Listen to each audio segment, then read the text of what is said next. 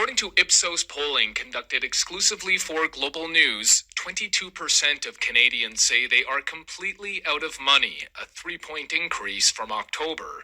More than half, 52%, are concerned they might not have enough money to feed their family.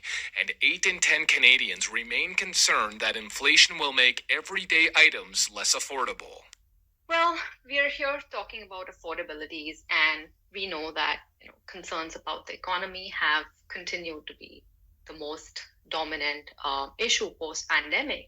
Rising inflation, of course, is at the heart of it, and it continues to grow in strength.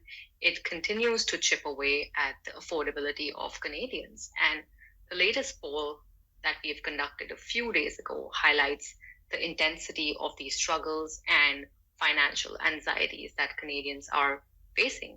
We started 2023 with, to put it mildly, not so positive outlook for the year, and the situation pretty much remains bleak. The predictions for the upcoming year or how the situation will evolve, things are not looking up.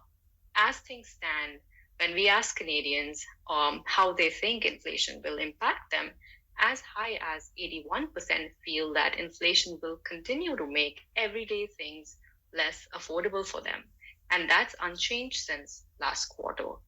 We know that housing, transport, food, these are the things that make up the bulk of an average family's household expenditure. And when we look at all these three things, Canadians are very anxious. 68% are concerned that, interest rates are rising quicker, that they can adjust. The consecutive interest rate hikes have meant that people are just too occupied servicing their debt, and it will be the case for the time to come. Many have eaten away on their, saving reserves to just foot the rising bills.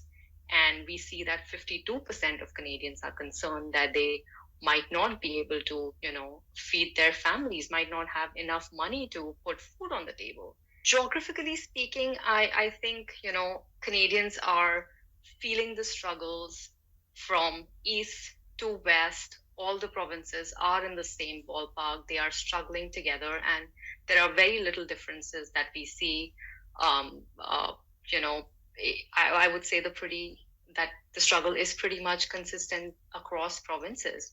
The only few places where we see regional differences is that residents of Ontario and Quebec are more likely to be struggling to stay afloat when it comes to the ability to, be able to pay more for rising household expenses.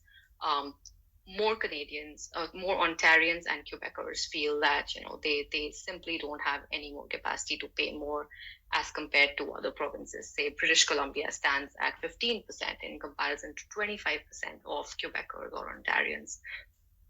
And another group that I'd like to mention here is women. The gender disparity is very, very clear here. Women feel the pinch much more so than men, and that's across the board, across the indicators that we measure. And just to give you one example, and this is bothersome to me, every time I look at it, women are nearly twice as likely as men to say that there is no way they can pay more for household expenses or household necessities, that they are completely tapped out. And of course, there are several reasons driving this, be it the historical gender pay gap or the disproportionate impact of the pandemic layered on top of it. It is all very concerning, and the gender impact or the gender disparity is very clear.